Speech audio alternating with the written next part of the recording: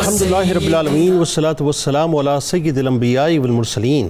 اللہم صلی علی سیدنا و مولانا محمد وعلی آلہ واصحابہ وبارک وسلم وصلی علیہ۔ دنیا کے تمام دیکھنے والوں کو، تمام چاہنے والوں کو، تمام پیار کرنے والوں کو، اور جہاں جہاں تک اس وقت میری آواز کو سنا اور مجھے دیکھا جا رہا ہے، جنید اقبال کی جانب سے انتہائی محبت کے ساتھ السلام علیکم۔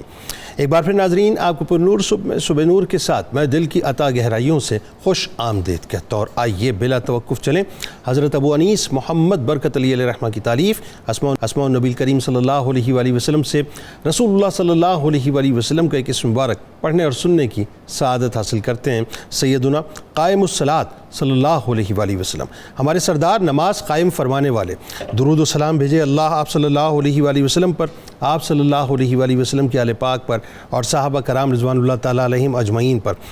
حضرت ابو ذر غفاری رضی اللہ بیان کرتے ہیں کہ ایک مرتبہ حضور نبی کریم صلی اللہ علیہ وآلہ وسلم نے مجھے مخاطب کر کے فرمایا کہ آئے ابو ذر، میں نے عرض کیا لبیک یا رسول اللہ صلی اللہ علیہ وآلہ وسلم۔ آپ صلی اللہ علیہ وآلہ وسلم نے فرمایا کہ جب بندہ مومن صرف اور صرف اللہ کی رضا کے لیے نماز ادا کرتا ہے تو اس کے گناہ اسی طرح جھڑ جاتے ہیں جس طرح خزاں کے موسم میں درخت کے پتے جھڑ جاتے ہیں۔ ناظرین، ہمارے ساتھ آج آپ نے ضرور جڑے رہنا ہے، کیونکہ آج والی خراساں اپنے بابا سیدنا امام موسیٰ کاظم علیہ السلام کی جان، امامت کے 8ویں تابندہ ستارے، سلسلہ الذہب کی سنہری کڑی میں بے انتہا پیارے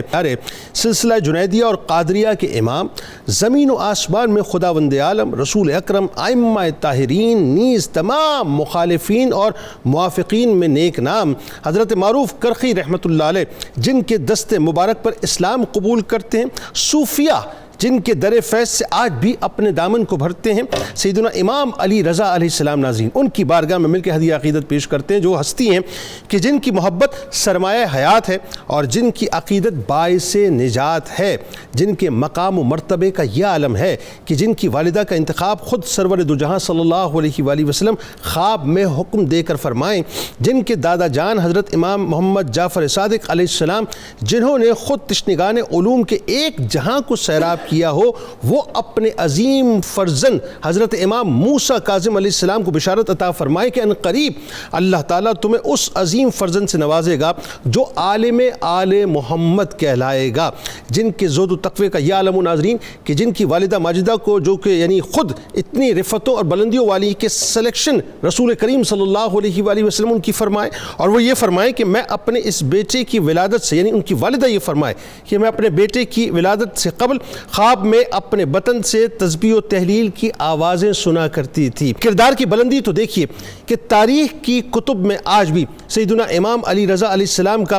عاجزی اور انکساری سے بھرپور یہ فرمان رقم ہے کہ میرے آبا و اجداد کو جو شرف حاصل ہوا وہ صرف تقوی و پرہیزگاری اور اطاعت خدا سے ملا ہے۔ ایک شخص نے کسی دن آپ سے عرض کیا کہ واللہ آپ بہترین خلق ہیں، قربان جائیں گلشن سیدہ کائنات کے اس حسین ترین پھول کے انکسار پر، جن کے صدقے ناظرین ہماری بخشش ہونی ہے کہ وہ سیدنا امام علی رضا علیہ السلام جواب میں فرماتے ہیں کہ آئے شخص حلف نہ اٹھا جس کا تقوی و پرہیزگاری مجھ سے زیادہ ہو، وہ مجھ سے زیادہ افضل ہے۔ ناظرین کرام، 35 برس کی عمر میں امامت کی ذمہ داری سنبھالنے والے سیدنا امام علی رضا علیہ السلام کو اللہ تبارک و تعالیٰ نے حسب و نسب کی فضیلتوں کے ساتھ ساتھ اعلیٰ درجے کی ذہانت و فطانت جیسی نعمت سے بھی مالا مال کیا تھا، اور یہ بات آپ علیہ السلام کی حیات کے متفرق پہلوؤں میں دکھائی دیتی ہے۔ مثلا بادشاہ مامون کے ساتھ آپ علیہ السلام کے پیش آنے والے کئی واقعات ناظرین ایون جو جانشینی کے موقع پر لکھی گئی دستاویزات تھیں اس پر دلالت کرتی ہے۔ پھر اپنے بابا جان کی شہادت کے بعد جات میں امامت کی ذمہ داری آپ نے سنبھالی، آپ کی طرف منتقل ہوئی۔ یہ وہ وقت تھا جب بغداد میں ہارون رشید تخت حکومت پر تھا اور اہل بیت اطہار علیہ السلام کے لیے حالات انتہائی ناسازگار تھے، اور یہ بات بھی ناظرین امام موسیٰ کاظم علیہ السلام پہلے ہی بھاپ چکے تھے کہ حکومت وقت میرے بیٹے حضرت علی علیہ السلام اور ان جیسی دوسری شخصیات کو سانس نہیں لینے دے گی، لہٰذا اس ناخوشگوار ماحول میں سیدنا امام علی رضا علیہ السلام نے خاموشی کے ساتھ شریعت کی خدمات سر انجام دیتے ہوئے یعنی اللہ تبارک و تعالیٰ کی رضا کے لیے وہ کام کیے جس کا ہم تصور بھی نہیں کر سکتے۔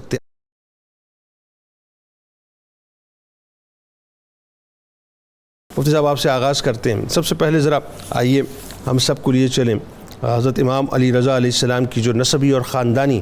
رفعتیں اور عظمتیں ان کا ذکر خیر کرتے ہیں. اور اس کے بعد یہ دیکھیے کہ رسول کریم صلی اللہ علیہ وآلہ وسلم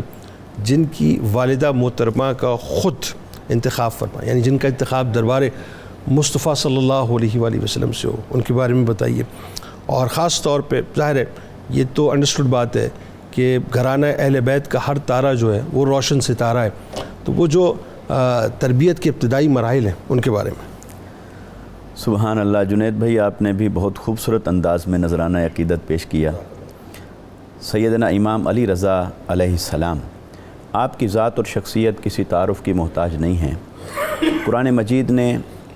انبیاء کرام کے بارے میں ایک بات ارشاد فرمائی جو ہمارے لیے اس میں بہت رہنمائی کا سامان رکھتی ہے. اگرچہ وہ آیت مبارکہ بنیادی طور پر انبیاء کرام کے لیے ہے اور سورہ انبیاء میں ہے اور آیت کا نمبر ہے 73، اور اللہ رب العزت نے ارشاد فرمایا وَجَعَلْنَاهُمْ أَئِمَّةً يَهْدُونَ بِأَمْرِنَا، کہ ہم نے انہیں اپنے حکم سے، اپنے اذن سے، اپنی تدبیر سے ہم نے انہیں ائمہ ہدایت بنایا تھا. گویا ہدایت کا پیکر بنایا اور ہدایت کے فروغ کے لیے، ترویج اور اشاعت کے لیے، ہدایت کی تبلیغ کے لیے اللہ رب العزت نے ان ہستیوں کو منتخب فرمایا. تو اس آیت مبارکہ سے معلوم ہوا کہ اللہ رب العزت یہ اہتمام فرماتا ہے کہ بندوں کی ہدایت کے لیے بندوں میں سے کچھ کو چن لیتا ہے.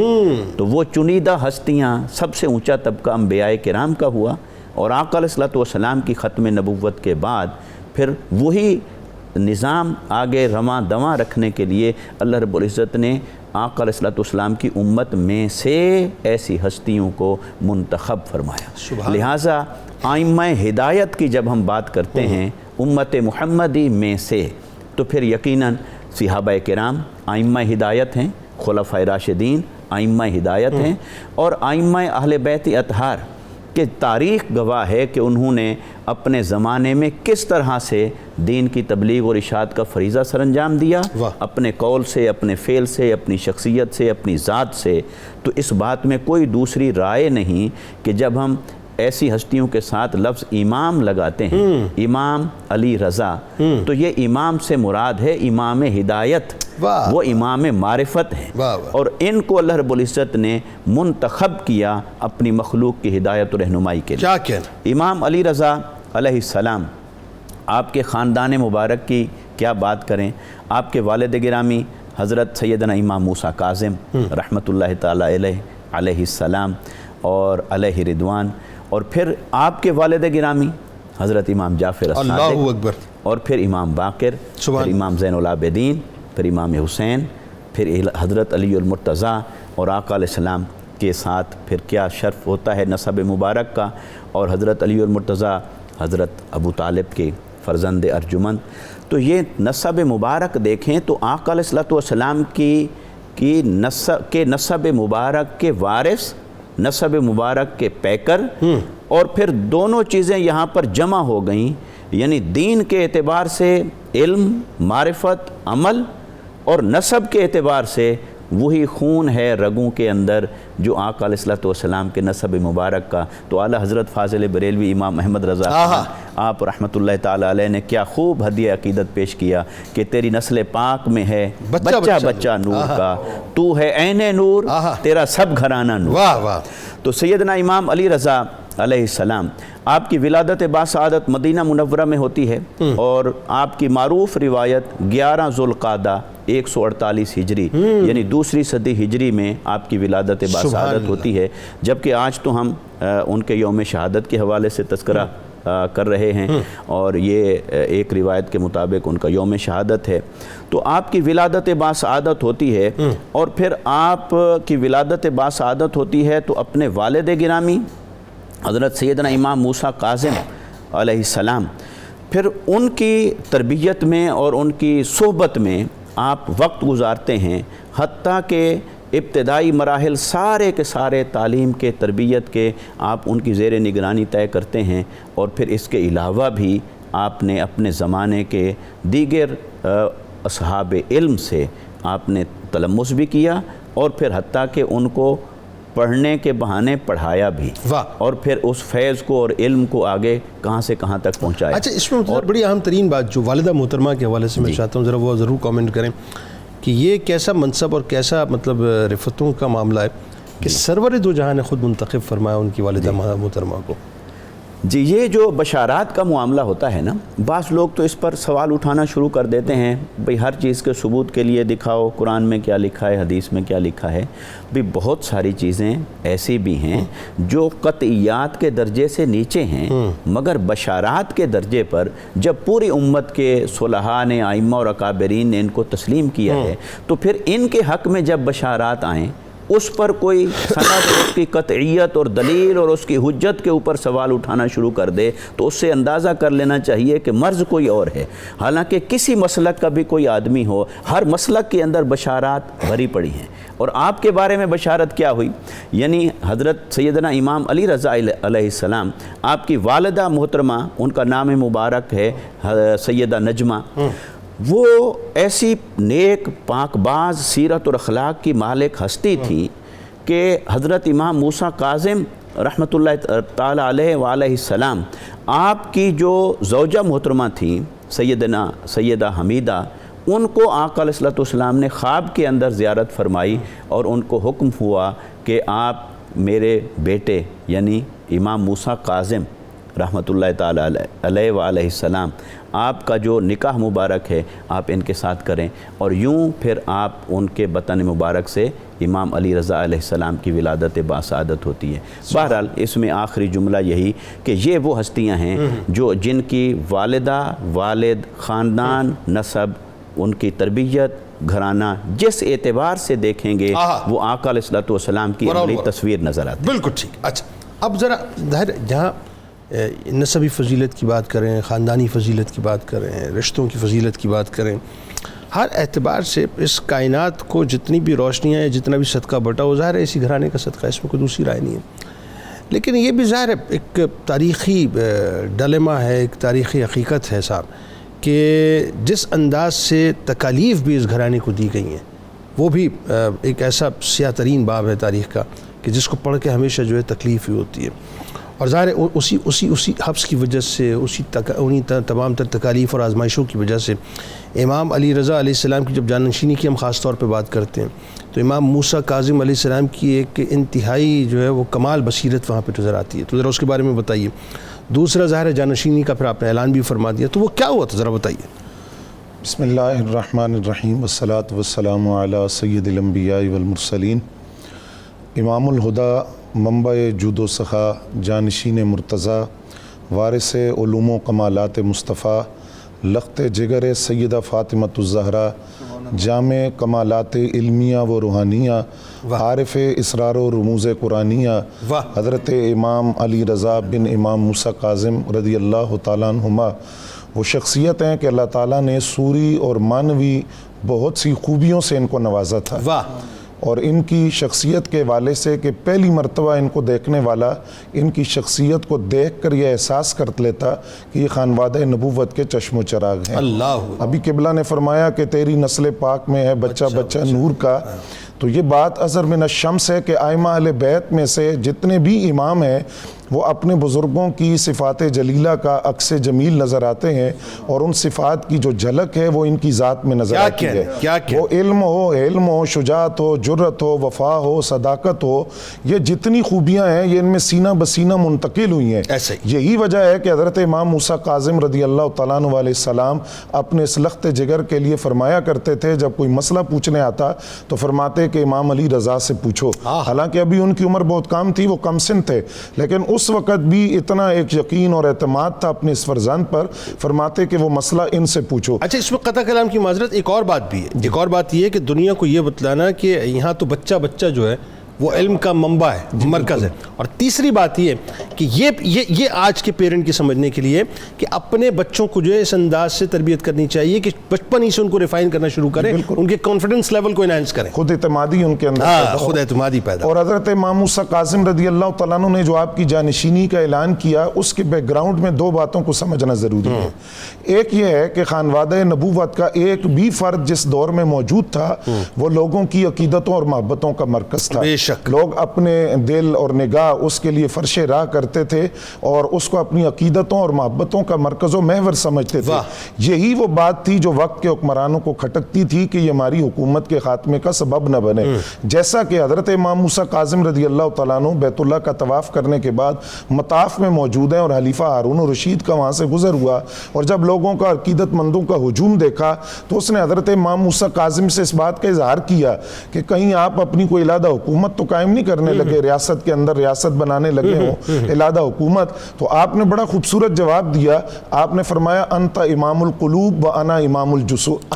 انت امام الجسود و انا امام القلوب. تم جسموں کے بادشاہ ہو, ہم دلوں کے بادشاہ ہیں. ہمیں یہ سروں کی حکومت نہیں چاہیے, دلوں پر اللہ نے ہماری حکومت قائم کی ہے. تو بنیادی وجہ یہ تھی کہ یہ حکمرانوں کو کھٹکتے تھے. اب دوسری وجہ وہ جو فراست مومنانہ ہے جو اللہ تعالیٰ نے حضرت امام موسیٰ کاظم کو عطا فرمائی. آپ دیکھ رہے تھے کہ ایک ایسا وقت آئے گا کہ محبان اہل بیت کے ساتھ جو میرا ایک سماجی رابطہ ہے وہ منقطع ہو جائے گا اور مجھے ان سے بات کرنے کا موقع نہیں ملے گا. جیسا کہ حضرت امام موسیٰ کاظم کو جب پہلے قید کیا گیا مہدی کے دور کے اندر 1 سال وہ قید و بند کی صحبتیں آپ نے برداشت کی, اور دوسرا وہ دور تھا جس میں آپ کو جب قید کیا گیا تو وہ تا دم آخر یعنی آپ کی زندگی کے جو اختتامی لمحات ہیں ان تک آپ قید و بند کی صحبتوں میں رہے. تو یہ ساری صورتحال آپ جانتے تھے, اس کو دیکھ رہے تھے اور آپ یہ دیکھ رہے تھے کہ قید و بند کی ایسی صحبتیں آئیں گی کہ لوگوں کے ساتھ میرا رابطہ ختم ہو جائے گا اور شاید میں پھر ان سے کوئی بات اور کلام نہ کر سکوں. اس بنیاد پر آپ نے حضرت امام علی رضا کی جانشینی کا اعلان کیا.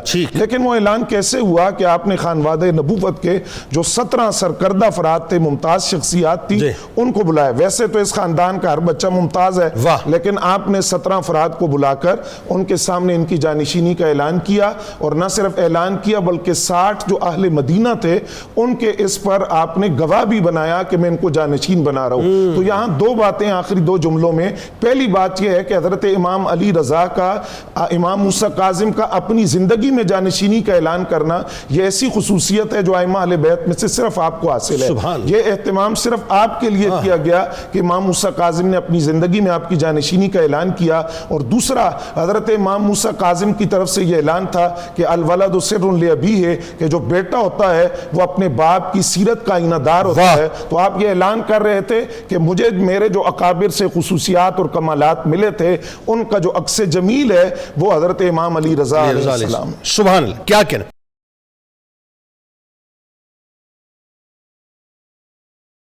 فائنلی آپ مفتی صاحب بتائیے,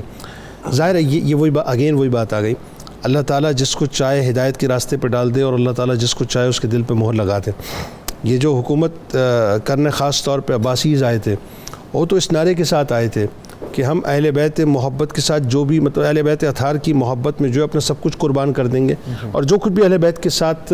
عموی حکمرانوں نے کیا ہے ہم یقیناً جو ہے وہ نہیں کریں گے, بلکہ ہم تو ظاہر آگے بڑھ کے ان سے محبت کریں گے. لیکن نتیجہ کچھ اور نکلا, آگے بڑھ کے جو ہے وہ شدت دکھائی, آگے بڑھ کے نفرت دکھائی, آگے بڑھ کے وہ دشمنی کرتے رہے. تو وہ جو امام علی رضا سے خاص طور پہ عباسی حکومت کو جو خوف تھا وہ کیا تھا, تو یہ بتائیے. دوسری بات, خیر آپ کی شہادت کا جو منظرنامہ ہے اور شہادت کے وقت بھی جو آپ نے مامون کو نصیحت کی تھی جبکہ آپ دیکھ سب رہے تھے, بتائیے.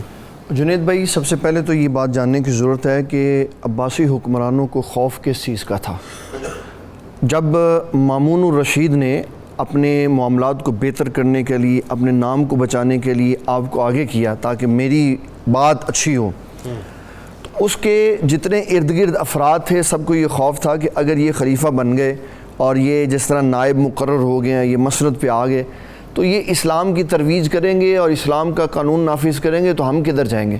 کیونکہ آپ کو جو عہدہ ملا تھا اس کے اوپر آپ نے سب سے پہلا جو کام کیا وہ یہ کہ اسلام کا نفاذ کیا جائے.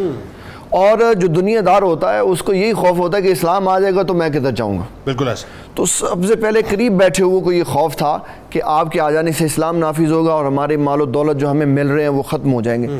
اس کے لیے پھر انہوں نے آہستہ آہستہ سازشیں شروع کی حضرت امام علی رضا رضی اللہ تعالیٰ عنہ کے خلاف, اور پھر اس کا نتیجہ کار یہ ہوا کہ حاکم کو بھی ساتھ ملا کے انہوں نے آپ کو شہید کرنے کے لیے جو طریقہ کار استعمال کیا. اور یہ شروع سے ہی رہا ہے کہ جو قریب لوگ ہوتے ہیں وہ دیکھتے ہیں کہ ویکنس کیا ہے یا ہم کس طریقے سے واردات کر سکتے ہیں. تو آپ کو کھانے میں زہر دیا گیا اور اس طرح کہ آپ کو انگور بہت پسند تھے اور انگوروں کے جوس میں زہر ملا کے دیا گیا تاکہ اس سے آپ ہمارے راستے سے ہٹ جائیں اور ہم جو چاہتے ہیں وہ کر لیں۔ جب آپ کو امام علی رضا رضی اللہ تعالیٰ عنہ کو زہر دے دیا گیا اور آپ کو یہ پتہ چل گیا کہ یہ میرے ساتھ کارروائی ہو گئی ہے، تو اس وقت اس سے بڑی ستم ظریفی یہ ہوئی کہ آپ کی عیادت کرنے کے لیے مامون الرشید آ گیا۔ اور کمال ہے رسول اللہ صلی اللہ علیہ وسلم کا خانوادہ کہ آپ نے اس موقع پر بھی اللہ اور اس کے رسول کی بات کی اور ایسی نصیحتیں کی جو تاریخ کے اندر آج بھی روز روشن کی طرح ہیں۔ آپ نے فرمایا اے مامون یہ یاد رکھنا، ہمیشہ اللہ تعالیٰ اور اس کے رسول کی اطاعت کرنا۔ اگر تو یہ چاہتا ہے کہ تیرے ساتھ لوگ اچھا سلوک کریں تو تو اپنے رب کے ساتھ اپنا اچھا سلوک رکھ۔ اگر تو اللہ تعالیٰ کے ساتھ صحیح طور پہ پیش نہیں آئے گا تو لوگ بھی کبھی بھی تیرے ساتھ صحیح سلوک نہیں کریں گے۔ دوسرے نمبر پر آپ نے فرمایا لوگوں پہ اتنا ہی ظلم کرنا جتنا قیامت والے دن سزا برداشت کر سکتے۔ اللہ اکبر، یہ ہے بات، یہ اصل میں بات ہے، اور یہ قیامت تک کے حکمرانوں کے لیے کہ لوگوں کے اوپر اتنا ظلم کرو جتنا تم آخرت میں برداشت کر سکتے ہو۔ یعنی اکاؤنٹیبلٹی تو ہونی ہے، یہاں سے بچ جاؤ گے، دنیا کی عدالت جو ہے تمہیں چھوڑ دے، شاید ہو سکتا ہے کچھ بھی ہو جائے، اپنی طاقت قوت جو کچھ بھی کر سکتے ہو کر لو، لیکن وہ جو وہاں کی عدالت ہے اس سے نہیں بچ پاؤ گے۔ پھر آپ نے مامون الرشید کو اس سے بھی بڑا جملہ ارشاد فرمایا، آپ نے فرمایا کبھی کوئی حاکم لوگوں کے قریب، ان کے دلوں کے قریب طاقت سے نہیں گیا، ہمیشہ محبت سے گیا۔ واہ واہ، تم لوگ یہ سمجھتے ہو کہ ہم طاقت آزمائیں گے، ہم یہ کر دیں گے تو ہم قریب چلے جائیں گے، فرمایا طاقت سے قریب نہیں جاتا انسان محبت سے قریب جاتا ہے۔ یہی کام تھا نبی صلی اللہ علیہ وسلم کا کہ آپ محبت سے لوگوں کے دلوں کے اندر داخل کیا کہنے، اور اللہ تعالیٰ اس پہ فرماتا ہے، فرمایا میرے حبیب صلی اللہ علیہ وسلم اگر آپ کا چہرہ مسکراتا ہوا نہ ہوتا اور آپ کے چہرے سے غصہ آ رہا ہوتا تو کبھی بھی یہ لوگ آپ کے قریب نہ آتے۔ آپ کی خوبصورت نورانی وجاہت کو دیکھ کر تو لوگ مسلمان ہو جاتے۔ پھر مامون الرشید کو آپ نے یہ کہا کہ سب سے بہترین تمہارا دوست وہ ہے جو تنہائیوں میں تمہیں تمہارے عیب بتائے۔ واہ، دوست وہ نہیں ہوتا جو تنہائیوں میں خوبیاں بتائے، دوست وہ ہوتا ہے جو تنہائیوں میں عیب بتائے کہ علیحدہ بتا دو تاکہ مجمع میں لوگ میرے عیب نہ بتایا۔ یعنی حکمرانوں کے لیے یہ بھی میسج ہے کہ جو تمہارے قریب مشیران بیٹھتے ہیں، خاص طور پہ تمہاری خلوت کے اندر اور یس باس کرتے ہیں، ان سے تو خاص طور پہ بچنا چاہیے، بالکل، اور سننا ان کو چاہیے جو تلخ بات کریں۔ جی بالکل۔ اور پھر آپ نے ایک اور خوبصورت وصیت کی، فرمایا جو لوگ سچ بولنے کے عادی ہوتے ہیں نا اور ان کی ریپو سچ کے ساتھ ہوتی، کبھی کبھی مصلحتاً وہ بات دائیں بائیں بھی کر دے تو لوگ سچا سمجھتے ہیں، اور جو جھوٹا ہوتا ہے وہ سچ 1000 بار بھی بولے تو لوگ جھوٹا ہی سمجھتے ہیں۔ تو حاکموں کو چاہیے کہ ہمیشہ سچ بولیں، اور یہ ویسے بھی ہمارے آئین کا آرٹیکل 62-63 ہے کہ آئین میں لکھا ہوا ہے کہ حاکم ہمیشہ سچ بولتا ہے، اور جب وہ سچ نہ بولے تو عہدہ اس کا ختم ہو جاتا ہے۔ اور پھر حضرت امام علی رضا نے یہ بات اس کو ارشاد فرمایا کہ آج اپنی آمدنی کے مطابق خرچ کرو گے نا تو کل حساب دینے میں آسانی ہوگی۔ واہ، اپنی آمدنی کے مطابق خرچ کرو، جو سیلری ملتی ہے اس کے مطابق خرچ کرو، یہ نہ ہو کہ خرچ کچھ ہو اور خرچہ جناب آپ کے پاس کتنا آتا ہو، اور جتنے زیادہ اخراجات زیادہ ہیں اور آمدن کم ہے، یہ نہیں ہونا چاہیے۔ اور پھر جتنا انسان زیادہ دائیں بائیں سے پیسے لے کے خرچ کرے گا وہ سارا قیامت والے دن حساب دینا پڑے گا۔ اور پھر اس کے بعد ایک بڑا ہی خوبصورت آپ نے ان کو سمجھایا، فرمایا جو تمہارے عیب نکالے نا وہ کبھی تمہارا دشمن نہیں ہو سکتا۔ واہ، کیا بات ہے، جو عیب نکالے وہ دشمن نہیں ہو سکتا، لیکن اس کی ترتیب ہے وہ عیب لوگوں کے سامنے نہ نکالے، وہ علیحدہ میں بتائے کہ بھئی یہ تمہارے اندر خامی ہے، اس کو درست کرو۔ حکمران اگر مثال کے طور پہ وہ غلط کام اگر علیہ اعلان کر رہا ہے تو ظاہر اسلامی غلط علیہ اعلان ہوگی نا۔ یہ تو حضرت عمر بن خطاب نے رعایت دی ہے کہ حاکم جب غلط کام کر رہا ہو تو اس کے سریعام تنقید ہو سکتی ہے، ٹھیک ہے، کہ جناب آپ نے یہ کام ایسے کیا۔ جس طرح حضرت ابو سعید خدری رضی اللہ تعالیٰ عنہ کے بارے میں آتا ہے، آپ نے فرمایا حضور والا درس آج آپ کا تب سنیں گے جب آپ یہ بتائیں گے کہ ہمارا کرتا نہیں بنا تو آپ کا کیسے بن گیا۔ اور پھر حضرت امام علی رضا رضی اللہ تعالیٰ عنہ نے یہ بات بھی فرمایا کہ یہ یاد رکھنا مال تو حاصل کر کے تم مالدار ہو سکتے ہو لیکن اللہ کی بارگاہ میں مال نہیں چلتا۔ یعنی ایک تو مال جائز راستے سے ہونا چاہیے اور وہ بھی خیر والا ہونا چاہیے نا، یعنی مالدار ہونے کی وجہ سے پیمانہ نہیں ہے کہ اللہ کی بارگاہ میں قبول۔ اللہ تعالیٰ تو کچھ بھی نہیں سمجھتا مالدار کو، وہ تو دیکھتا ہے۔ سیدنا صدیق اکبر نے فرمایا جب بیٹی مجھے قبر میں اتار دو گے تو آپ نے مجھے انہی کپڑوں میں کفن دینا ہے جو میں نے پہنے ہوئے ہیں۔ تو کہا لوگ کہیں گے کہ آپ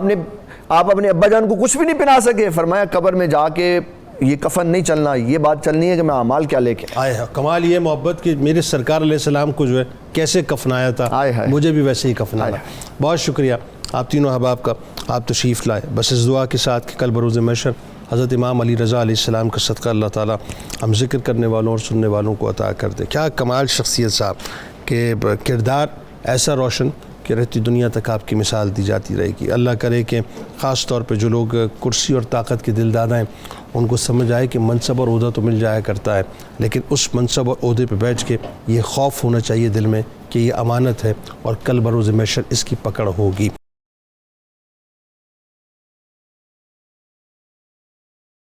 کتاب الشفا سورہ فاتحہ کی برکات آپ کو بتلاتے ہیں۔ 41 مرتبہ سورہ فاتحہ پڑھ کر پانی پر دم کر کے 7 قطرے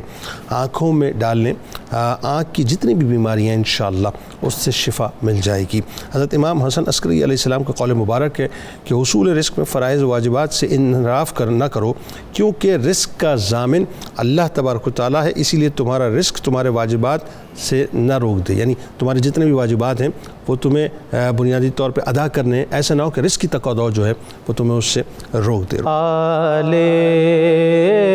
ابا کے گوہر،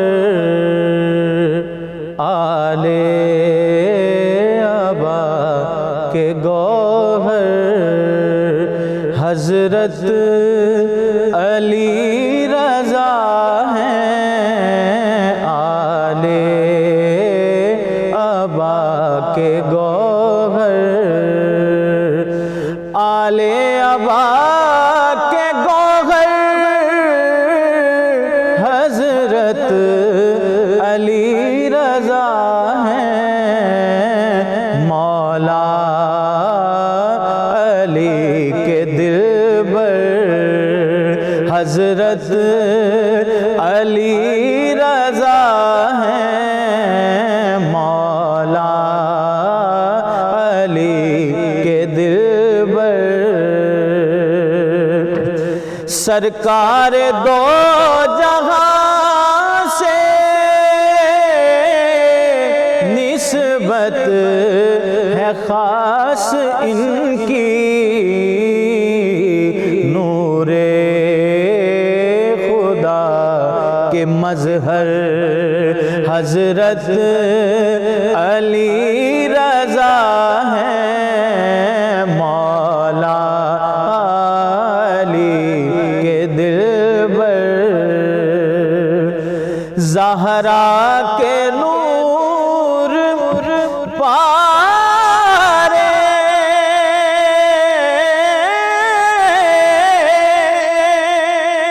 سبتین کے ہیں پیارے، زہرا کے نور پارے، سبتین کے ہیں پیارے، اظہار خیر و کوثر حضرت علی رضا ہیں، اظہار خیر و کوثر، مشہد ہوا مقدس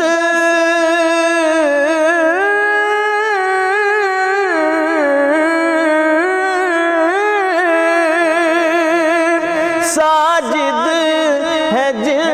کے دم سے، ساجد ہے جن کے دم سے، نور و ضیاء کا پیکر حضرت